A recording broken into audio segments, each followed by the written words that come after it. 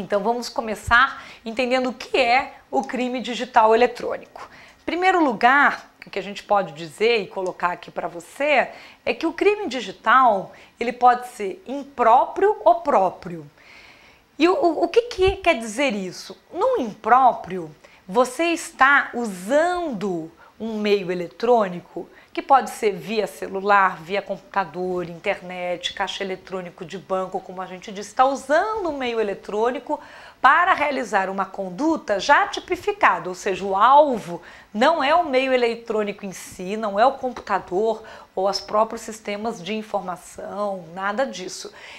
O alvo normalmente pode ser uma pessoa, pode ser dinheiro, né? Retirar dinheiro de uma conta bancária, e o meio de execução é o eletrônico, então esse é o impróprio. E qual que é o crime próprio? O próprio é quando o próprio alvo é o computador, é um ambiente eletrônico, é um sistema de dados. Então, quando eu vou fazendo uma invasão de rede, uma rede interna de uma empresa, eu entro na rede dessa empresa, eu posso não levar nada, mas eu entrei, só que eu entrei de forma não autorizada. Isso é um crime digital próprio, porque o que a gente teria seria uma invasão de domicílio, por exemplo. Só que não cabe, eu não consigo aplicar a analogia da invasão de domicílio para a invasão de rede.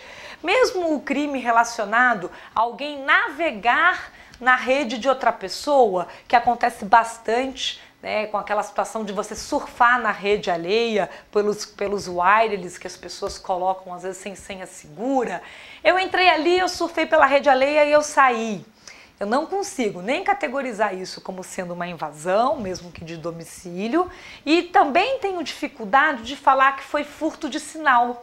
Como a gente acaba fazendo, que tem furto de energia, tem furto de sinal, isso serve para sinal de TV, entre outros, mas é um furto de sinal em que sentido? Em que durante aquele período que eu estou navegando, eu estou reduzindo, digamos, a capacidade de uso daquela conexão, porque às vezes ela é ilimitada por tamanho, por gigas, ou o que seja, mas é tão sutil conseguir punir com esse tipo de interpretação, tem que ter uma extensão de pensamento tão grande que acaba abrindo-se mão da punição, às vezes os próprios juízes não entendem que aplicaria.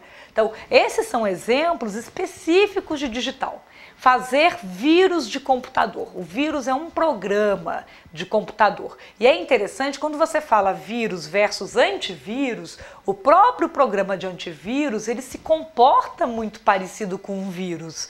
Então, na hora de você redigir o que é elaborar um código malicioso, o que significa exatamente o código malicioso? Então, como escrever isso sem afetar uma carreira de profissionais que então, por ser programador, virou criminoso da noite para o dia? Então tem que ter esse cuidado com esse tratamento. Então esses são alguns exemplos para diferenciar o que é o impróprio e o próprio. Em geral, para os impróprios, nós já temos conseguido punir bastante vídeos crimes contra a honra, tipo a difamação. Só que, quando tem um crime impróprio, como eu estou usando hoje um código penal que não pensou sobre esses efeitos da era digital, sobre a sua extensão, sobre o seu poder de dano, né, de devastador, de ser global. Então eu falo mal de alguém na internet, ela fica falada mal no mundo inteiro. E depois como é que eu tiro de lá aquele conteúdo, né? Então o poder lesivo é alto. Então uma coisa que a gente estuda na parte criminal é a atualização dos tipos penais, mudando a pena conforme a gravidade daquele crime. Então um crime ocorrido em meio eletrônico, mesmo na categoria dos impróprios, pode ser considerado mais grave do que aquele mesmo crime ocorrendo num ambiente não eletrônico, num ambiente real, analógico, a terminologia que se queira dizer. Imagine o crime de racismo. Uma coisa é um crime de racismo praticado duas pessoas ali naquele universo isolado. Outra coisa é eu praticar racismo na internet. E se eu ainda fizer apologia a racismo, ainda sou um formador de opinião, possuo blog, seguidores no Twitter e tô promovendo isso. Quer dizer, é claro que há um nível aí de gravidade, severidade, de dano social que o direito deveria gerar uma distinção. Então, tanto há a ideia de criar os tipos penais para os crimes próprios, que não foram previstos, como há de atualizar os tipos penais existentes para dar tratamento mais rigoroso aos crimes impróprios. E nos dois casos, o que eu faço com o infrator? Né? Se ele vai fazer prisão domiciliar, sem possibilidade de acesso à internet, se eu vou colocá-lo num presídio, numa cela, com outros presos versão 1.0 e dali a alguns anos saiu bandido 3.0 pela convivência. Então tem que ter esse pensamento, que é um pensamento estratégico, não é só solucionar o pontual, aquilo que agora está doendo no calo, mas é pensar estrategicamente na capacidade punitiva do Estado e nessa gestão em termos de segurança digital, que é uma segurança pública, né? Um assunto de segurança pública. Então, um computador, até para a gente poder destacar, é incapaz de ter vontade própria, né? Para realizar algo, ele tem que ter sido programado, e isso é algo interessante. Então, quando você tem um crime que utiliza a máquina para ser executado, o programa máquina, sempre tem alguém por trás. Então, às vezes você tem que arrumar a redação dos tipos penais para conseguir entender que existe o cérebro, o pensador do crime que está por trás da máquina. Então, por exemplo, aquele mesmo crime de phishing, alguém fez um arquivo malicioso e colocou na internet e ele se espalha sozinho. Até uma outra pessoa que não sabe, que está mandando um e-mail que está com vírus, né, para outro colega, ele está participando de certo modo daquele crime porque ele está espalhando o vírus, o arquivo malicioso. E qual que é o nosso desafio?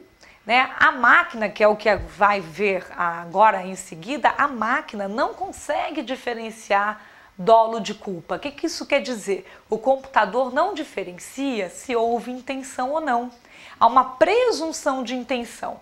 Uma pessoa que manda um e-mail para outra pessoa e esse e-mail está com vírus, como é que eu vou saber se ela mandou com a intenção de mandar o vírus ou não? Porque se eu tiver que medir isso, todo bandido vai dizer que foi sem querer. Agora, qual é a preocupação? Se que alguma acontece com um carro, né? Que a gente tem aí vários incidentes envolvendo os automóveis. Existe uma regra que exige que haja manutenção do equipamento pelo seu dono, sob o risco de assumir o que a gente chama de dolo eventual. Né? Não é que eu tive intenção, mas por eu não cuidar daquele equipamento, ele acabou por não estar com manutenção adequada, gerando sim algo para outra pessoa que dá a entender que há um dolo eventual. Então, a pessoa que não tem um antivírus atualizado no computador, por exemplo, poderia ser interpretado quando ela manda vírus para os outros, que não foi ela que fez o vírus, foi aquele pensador lá, que é um crime próprio, fazer arquivo malicioso, que tem que ter uma punição maior, porque é atrás da mente criminosa que a gente tem que ir, né? Aquele que está pensando o crime, porque depois ele joga na internet e os outros bandidos até usam a ferramenta que ele criou e proporcionou ali. Então é fundamental entendermos que no direito digital o computador não consegue separar por querer e sem querer. Então, por exemplo, quem já mandou um e-mail para a pessoa errada? Quando você manda um e-mail para a pessoa errada, se eu perguntar numa perícia forense, porque isso é fundamental, as principais testemunhas dos crimes digitais não são pessoas, são máquinas também. Tanto a máquina pode estar sendo usada para realizar a conduta, como ela vira testemunha. Na hora que eu pego o computador infectado por um arquivo malicioso e eu faço análise daquele artefato, é aquela máquina que antes estava ajudando no crime que passa a ser a testemunha dele mesmo. Isso é algo diferenciado. Quando a testemunha vira máquina, eu faço quesitos, perguntas para ela e digo: mandou o e-mail ou não mandou? Ela vai dizer: mandou, é 0 ou 1, é sim ou não. Nunca um computador vai dizer mandou, mas foi sem querer. Esse contexto não é dado pelo equipamento. Então a gente também não pode depender de ter provas, como a gente chama de materiais, no sentido de ter ido in loco, ver o ambiente da execução do crime e ainda achar outras provas que confirmem se houve intenção ou não.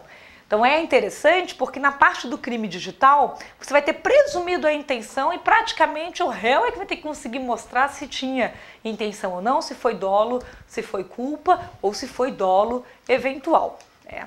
Então, o crime eletrônico, né? O que a gente pode dizer a respeito deles? Muitas pessoas encaminham, né? Pessoas até famosas, né? Elas encaminham correntes, né? De e-mail, como eu estava dizendo. E às vezes essas correntes estão justamente com os malwares. E aí, Na hora que a gente aprova o projeto de lei de crimes digitais, que diz que mandar e-mail com um arquivo malicioso para outra pessoa é crime, a gente tem aí uma legião de pessoas que poderiam ser consideradas ou enquadradas como criminosas. Mas a gente tem que ter deixado claro qual a regra, que vai caber a esse usuário conseguir fazer a manutenção do equipamento. E se o equipamento não é dele, ele está usando de outra pessoa, e ele nem sabia que o equipamento estava com arquivo malicioso. Então é interessante porque é um crime novo fazer arquivo malicioso. Mas tem quem faz e tem quem manda, tem quem envia para os outros, quem coloca isso na internet. E a gente tem que estudar as duas pessoas, as duas posições do tipo penal para poder conseguir fazer o modus operandi novo.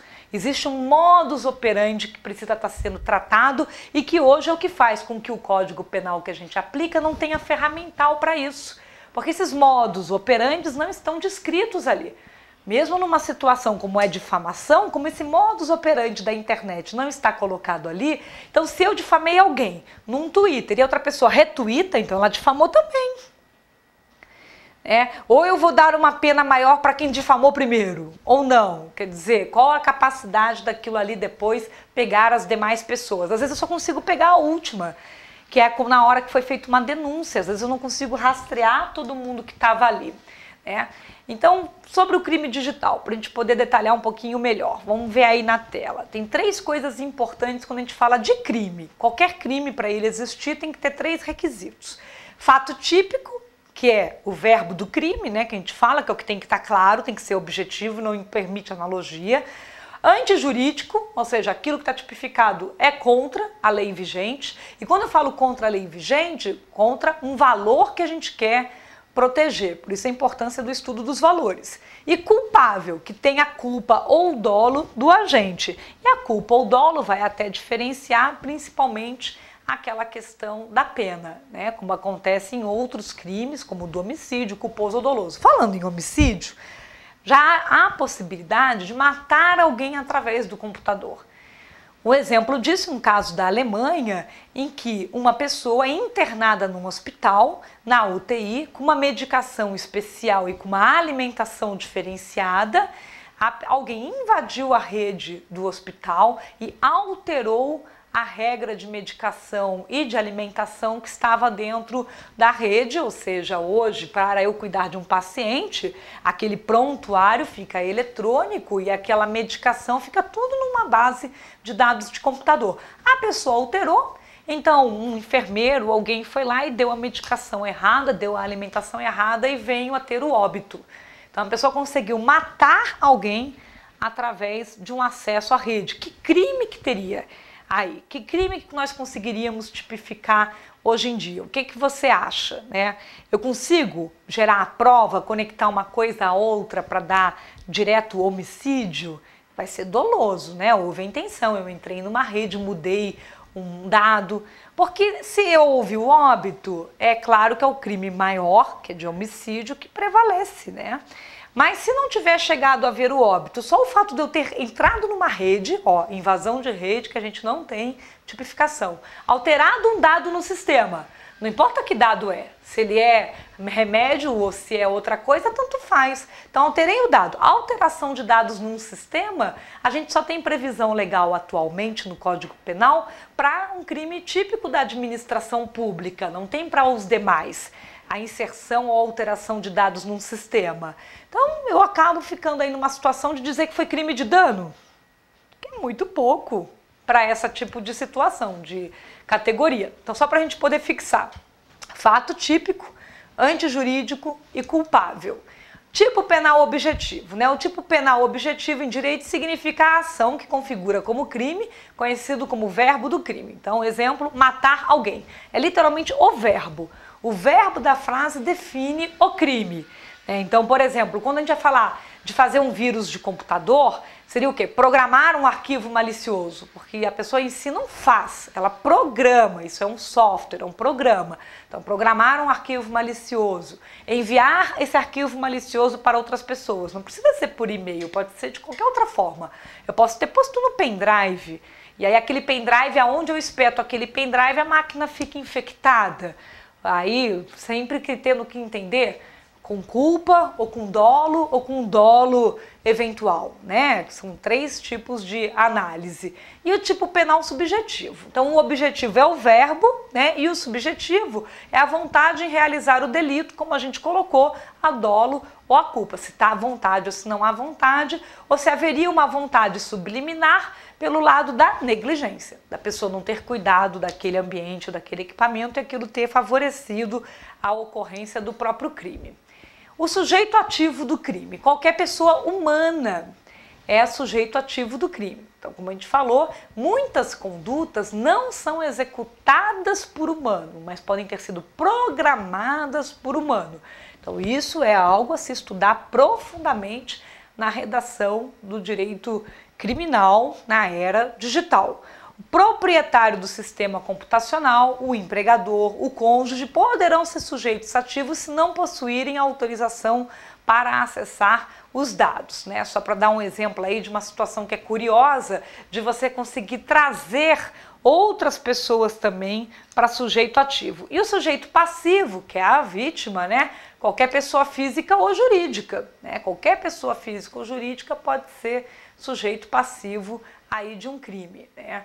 E é interessante que vocês viram que no sujeito ativo nós não chegamos a mencionar a pessoa jurídica. Você acaba tendo que colocar numa pessoa, você não manda prender uma PJ, uma empresa, né? Há algumas categorias de crimes ambientais mais voltados para a questão da pessoa jurídica, porque são as empresas que poluem, tá? Mas em todas as demais modalidades eu preciso de uma pessoa física. A vítima pode ser uma pessoa jurídica, mas o réu tem que ser uma pessoa física. E aí, no caso, às vezes uma pessoa jurídica pode acabar tendo o dever de indenizar pelo dano causado, mas não a responsabilidade pelo crime. Então, digamos que numa empresa, alguém colocou um conteúdo pirata na máquina. Em princípio, quem pôs é que vai responder pela pirataria. Mas a empresa, se aquilo está na rede, está nos seus computadores, pode vir a ser responsabilizada pela sua própria negligência de ter aquele tipo de conteúdo no seu equipamento, gerando danos a terceiros, que seria o ressarcimento. Então, na parte civil, conduz-se já bastante esses casos e na parte criminal é que tem esse desafio. Vamos olhar aí também um desenho que eu vou colocar agora na tela, mostrando a evolução do crime eletrônico.